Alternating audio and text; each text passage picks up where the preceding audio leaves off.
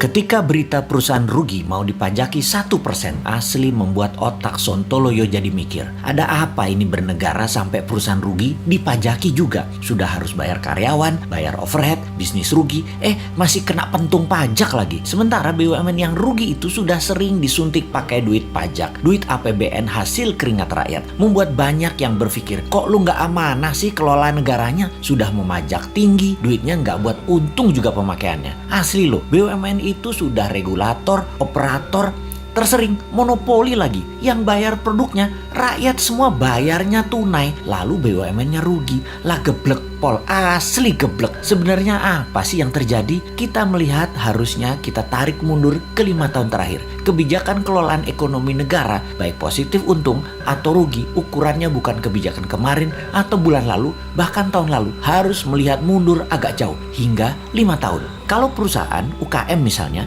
bisa terlihat langsung. Sebuah kebijakan bulan lalu membuat perusahaan untung atau perusahaan rugi. Bisa langsung terlihat. Keadaan ekonomi negara saat ini kita melihat faktanya adalah uang kering. Faktanya adalah uang yang beredar hanya 44% dari PDB. Banyak orang menahan uangnya untuk tidak muter. Ini sudah kejadian lama. Melambat dan melambat. Ekonomi turun karena keringnya uang beredar. Kita bandingkan dengan negara lain. Jepang saat ini uang beredarnya 120% dari PDB. Tiongkok 250% dari PDB. Amerika 200% dari PDB. Gini deh, kita kasih info tambahan lagi. Di Tiongkok yang transaksinya pakai non tunai itu 2 kali PDB Tiongkok yang 13.000 billion dolar. Sebanyak 26.000 billion dolar transaksi non cashnya. Indonesia hanya 6% dari PDB yang 1.000 billion tersebut. Hanya 60 billion. Langit dan dasar bumi perbandingannya. Gitulah kira-kira kita membandingkannya. Kemudian pajak mau naik 5%. Ada tax amnesty jilid 2 lagi rencananya. Waduh bos,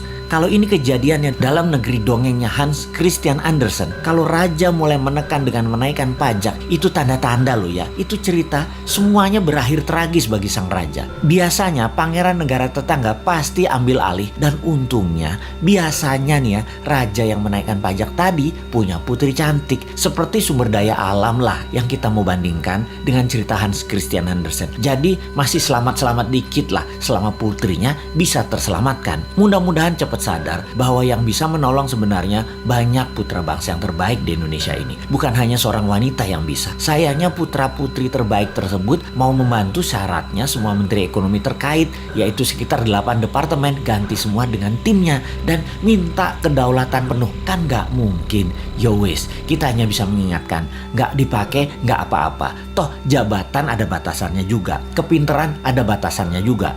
Tapi bener deh bos, kalau kebodohan mah gak ada batasnya. Kembali ke pajak. Ini yang buat nyesek kebijakan keuangannya dengan menaikkan pajak tinggi dan menekan. Kalian itu wahai pejabat tidak ikut membuat kaya rakyat, malah majekin. Kebijakan pejabat harusnya membuat makmur rakyat. Begini ilustrasinya. Kalau rakyat dapat 100, dipajaki 10, oke lah. Lalu sekarang dipajaki mau 12% atau 15%. Sementara pendapatan turun hanya jadi 80. Ya teriaklah rakyat. Bener deh.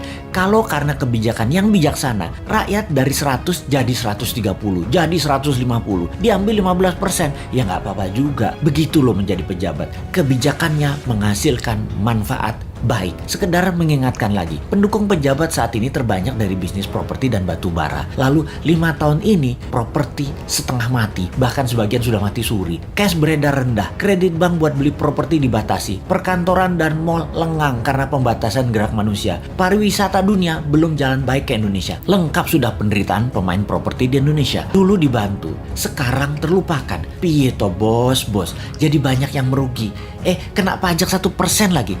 Mampus dah. Wes 2024 gak usah dipilih semua calon-calon dari pejabat sekarang deh. Pasti sama lagi kebijakannya. Cari yang baru. Masa gak ada berlian di antara 270 juta penduduk Indonesia selain mereka sih?